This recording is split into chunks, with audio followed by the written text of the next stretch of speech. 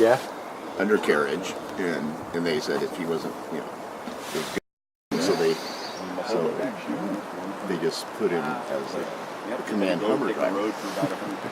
And so that's all he hates driving now, but he's a command Hummer driver. I guess he's it's the air conditioned one. A little bit of luxury. Yeah, and his twin brother. So, Anonymous Dave, how'd your rig work out? I just go with Dave now. Just Dave now? Just Dave. Okay. The rig worked out great. Well? Very nice, very good night's sleep out here. New tarp, did pretty good. Didn't really rain on us much though. No. Well, because we had tarps up. You know, when you put tarps up, it doesn't rain. So. We have 11 people out here and 5 dogs, or 6 dogs. Yeah, very good night's sleep out here. Nice. Got the lake on the side. And thankfully no naval aircraft flying overhead. Yeah, that would have been miserable. Yeah. I appreciate the training. But, oh yeah. Not around us. Yeah. So when I got here yesterday, not only was it crazy windy, but we had naval aircraft flying overhead about every 30 seconds. And they were coming in, well, I think they land just over there, so they're coming in. I mean, I could look up and see the landing gear down. It's crazy. I mean, it's cool seeing them, but man, they're loud. Plus, it was really windy yesterday. So, super windy, plus, overflying planes don't make for good video. But what are you gonna do? It's not like I can tell them to stop.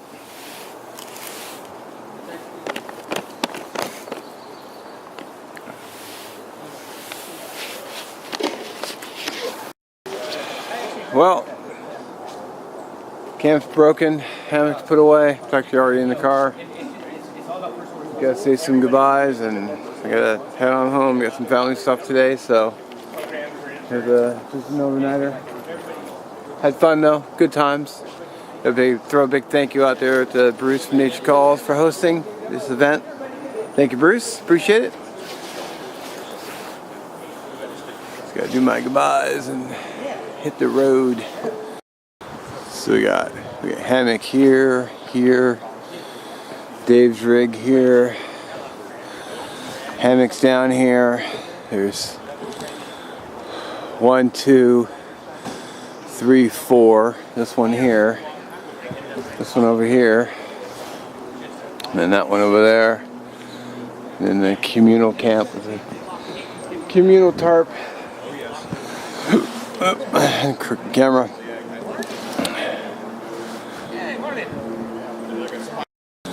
I'm going to be missing out on smoked pork butt, bone in. It's heartbreaking.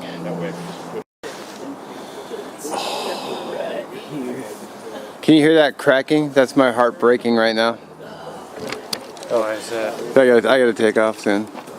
That's yeah. We'll savor the flavor for you. We'll take videos of us eating it. Too bad you can't do You can train him to do it. Yeah. Well, she uses her own house at home, so I'm hoping she'll get the hang of that. Very cool. Yes. And thank you for putting this together. Yeah, well, it turned out great. Yeah. I mean, a lot of people. So, yeah, so hopefully we'll do another one come, we'll go south. I think that's going to be the get some people. It seemed to be an Oregon contingent that wanted to try to make it here. I don't know if they did or not, but. Yeah, and well, you got down to Oregon, met up with the guys, right? Yeah. Yeah. A few times. There's some great guys down in Oregon. Oh yeah, fantastic guys. That are really fun to hang out with. Yeah. And they're kind of different than the Washington guys. Mm-hmm. I mean, so it's a culture difference. It's neat to see the difference. And yeah, they have chainsaws. And their silky saws are, they're huge. And I've got a bunch of stuff on the bottom. I mean, I keep in my excursion underneath the rear Especially if it doesn't die right away. The WeatherTech pad there. If you lift that up, you'll find a fire poker. You'll find a S-bent long axe. I don't have my Ultbrook there. I have this one I don't mind losing if somebody breaks into it. Right. I've got a little hatchet. I've got a one of those Gerber machete, saw kind of deals. And I've got a regular long, Home Depot arc saw that's underneath there. I've got all that stuff. Okay. And inside also, I've got a recovery straps and everything else for head use at times to get people Down there, you get to bring your guns down to work. Take it out to the processing plant. I'm just going to take it away one day when they're at school. And I'm not going to say anything. Last time I went down there, they set up this. I don't have a concealed carry permit in Oregon. What do you mean? No. You got to find a sheriff down there that'll let you do that. It must have and have got some out. training. No I do have he'll women cry and for a while. Okay, so let me. Oh, really? Oh, So cool. I can just show that to him and find a sheriff that's friendly and say, yeah, come down and I'll get an Oregon permit. You're an NRA pistol instructor. Yeah. That's Up at cool. Kenmore. Oh, yeah. My boys did their archery there. Yeah, the Joad is very popular. Yeah. Good program now. Yeah. Great program. Yeah, I like the Kenmore. Yeah, I think it's the second weekend every month they do a pistol classes. Oh, that's great. It's I don't get paid for it. No. I volunteer, help out the club. That's The club great. provides all the insurance. Well, you love the Oregon guys. It was